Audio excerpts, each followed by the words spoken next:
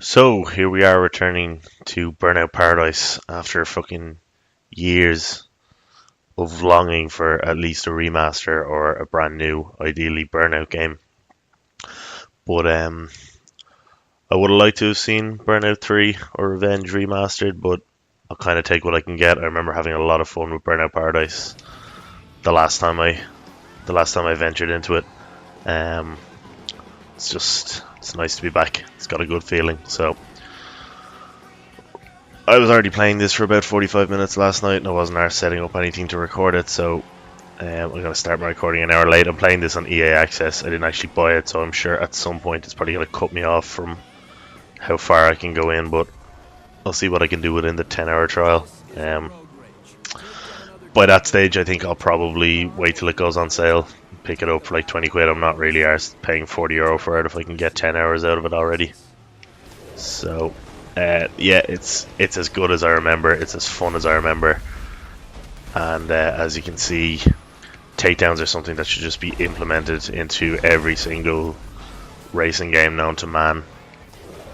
Whoop! I just think they just... Arcade racers are what most people should kind of... Most racing games, I think, should be. Obviously, racing simulators should always be there as well, but there's just something endlessly fun about about arcade racers.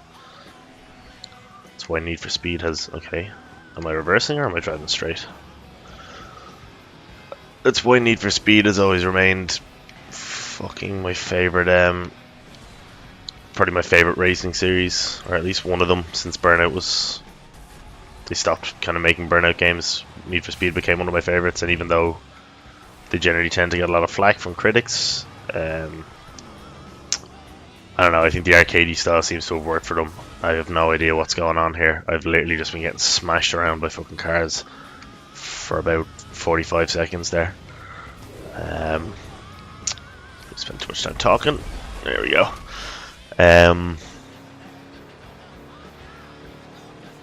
Yeah. I just love that this game just constantly plays Paradise City by Guns N' Roses as well. It does have a really good soundtrack in general, but Paradise City comes on more often than not. But the Burnout games always had really good soundtracks. Remember, was it Burnout 3?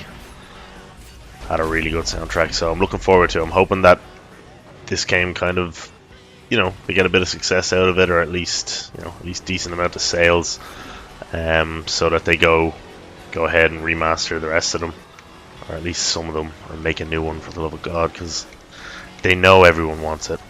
All anyone wants is another Burnout game, and not to drive straight into a wall. That's one thing about this game that separates it from a lot of other races, is that it's very difficult to play and unpredictable.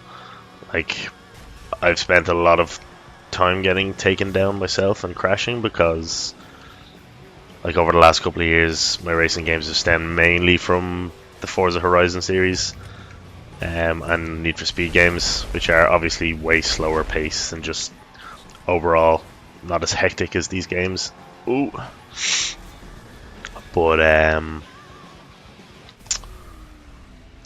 yeah, this is just endlessly entertaining for me.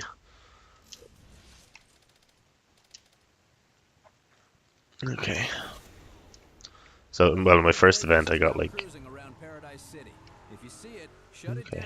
There's one thing I noticed at this. I don't know if it's because it's the remastered edition, because they just give you everything. I never played the DLC back in the 360 days, the Sunset Place or something, or whatever it's called. However, I have got it now, and I'm really looking forward to playing through it, because I missed it the last time. But I seem to have a crap load of cars in my garage. There's like motorbikes and toy cars, and there's a whole range of cars I already seem to have unlocked, which I'm guessing is to do with it being the remastered edition. They probably just give you a whole load of stuff for fucking free. All that HD remaster, and I still can't see the fucking wall. I do love the whole collectible side of it as well. It's kind of brought back, there's a lot of nostalgia, kind of brought back a lot of memories of like literally just driving around aimlessly. Like last night, I started up, I did like the intro race and like one or two other races, and then I just spent like a very large amount of time just kind of driving around, smashing billboards, smashing signs, and just kind of exploring the map, which is the best part about this game. Always has been the best part about this game, because there's so many cool little areas where like there's like massive jumps. Like I remember playing co-op years ago, I remember playing the quarry with one of my friends, and the quarry was just like full of massive jumps and twists, and you just have all sorts of fun. I can't really remember. The one thing I want to get into this time around while people are still playing it is the online aspect of it, so I'm hoping the online support for it is decent enough, or at least enough people are feeling nostalgic enough that they'll keep playing it for a while. Because there are a lot of one thing I like about remasters is that you get kind of a whole fresh set of achievements again, so I'm going to look forward to getting a lot of achievements when I was looking through them today, and a lot of them are online, which I don't mind once once the online community is there and you're able to get into races and lobbies quick enough that you can achieve some of these achievements. So yeah, I don't know if you have to get to a certain point. It's one of those things where you unlock. I looked at the main menu and I couldn't see any online options, so I'm presuming it's one of those things where you get to a certain point in the game and you unlock like online lobbies or something. Where am I going? That's what I'm hoping. Anyway, obviously, I'll wait and see as time goes on. If not, I'm kind of happy just driving around, unlocking cars and locations and areas for the moment. Yeah, I was wondering what a burnout was. So it's when you unload all your shit. Okay, I'm gonna slow down here because I'm gonna fucking.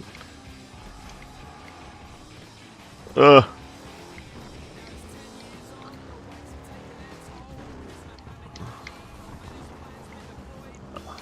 stuff.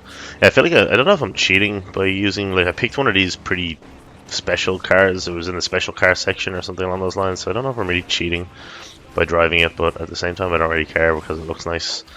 And okay, it's one thing I don't remember is that there was no map legend, there's no kind of clear cut way, there's no one route to where you have to go. They give you the little like up the top of the screen. It took me a while to cop on that where the street signs are, like starts flashing whether you have to go left or right. But other than that, you're kind of just left to your own devices, which I suppose is a good thing. It gives a lot more of a challenge to the game, and would certainly benefit people who like that kind of challenge. And like, there's a lot of simplicity in racing games nowadays. Like, you can fine tune a racing game to completely suit your needs, which I suppose a lot of people, hardcore racers kind of give out about. But I mean, at the same time, you're playing a game to enjoy it. Wrong car, get in the hawker. No. See, right there should be an option to just automatically swap to the hawker. I feel like that would have made it a lot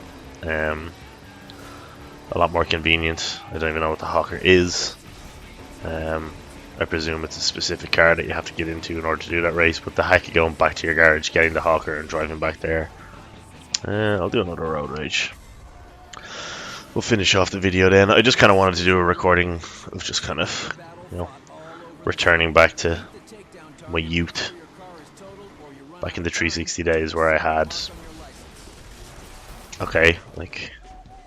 great, that's awesome. Didn't even get a chance to fucking control the car. On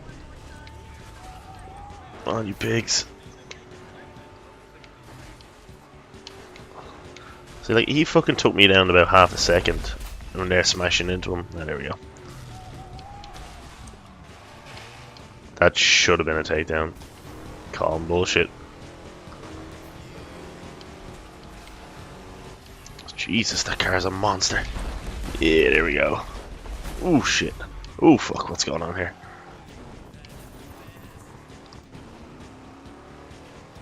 Okay, usually they just drive up behind you, as far as I know. Yep, there we go. it's weird that you can feel the pull, like when someone crashes into you and it's kind of like a takedown for them, you can feel your car kind of pulling off to the side as if it wants you to be taken down. It's interesting. It's an interesting take. It's like you're not invincible. You're not completely incapable of being taken down yourself. It certainly adds a level of difficulty, I think, to the game. Like here. Oh shit. Yeah. Ain't so good now, boy. Okay, well that was completely my fault. I went to smash into him. Oh, I thought that would end the race for me. Yeah, I went to take him down, took down the parked car instead. And that's on me. Fuck. It's difficult when it's dark. Not difficult for me though. Oh boy.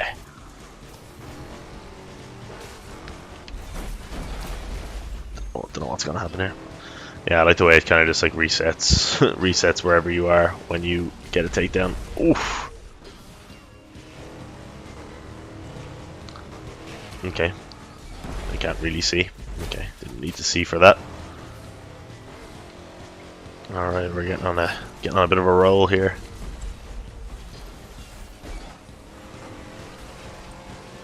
As we're rolling.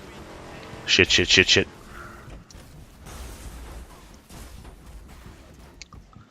Oops.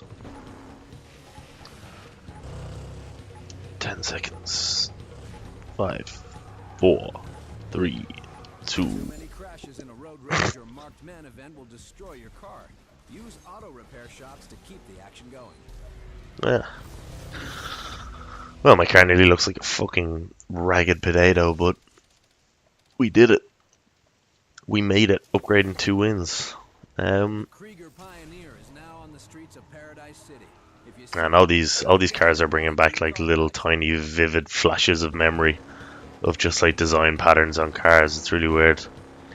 I'd love if the 360 had the option of viewing how long you played a game. You know, the way if you go into your like achievements or games played section now on the Xbox One, you can see how many days you've played on each game and X, Y, and Z. I would love to have had that option for some of my 360 games because I don't really get a whole lot of time to play the Xbox nowadays, but when I do, I generally tend to play Overwatch. But racing games have always been kind of like my poison, my guilty pleasure. I love them. It's how I get away from everything. But I would love to know how much time I spent on various Burnout games throughout my childhood, because I'd say it was quite a lot. Anyway, I might do another episode of this. I'm not really too sure. I just kind of wanted to talk about the remaster, give some thoughts and opinions on it, what I thought it was like, and then holy shit. more split ramps like that one, get the angle right, and you'll put the car into a barrel roll. Yeah, I just kind of wanted to give my opinion on it. I mean, I like it. I'm glad they did it. I'll happily pay a bit of money for it. Maybe not €40, but I'll happily pay a bit of money for it when it does go on sale. And I will play the absolute crap out of it, and hopefully there's some good online features and there's a good online community for it that can maybe keep it going for a while, because I would love the satisfaction of taking people down, like literally taking them down, smashing them into walls and owning them in these kind of scenarios. So I feel like I might do another episode of this. Maybe I'll do like a 4 or 5 parts of it and then just kind of leave it at that, because I feel like it's one of those things I could play this game for 100 hours and do fucking 200 videos on it, and you know, eventually it'll lose its taste. But until then, peace out.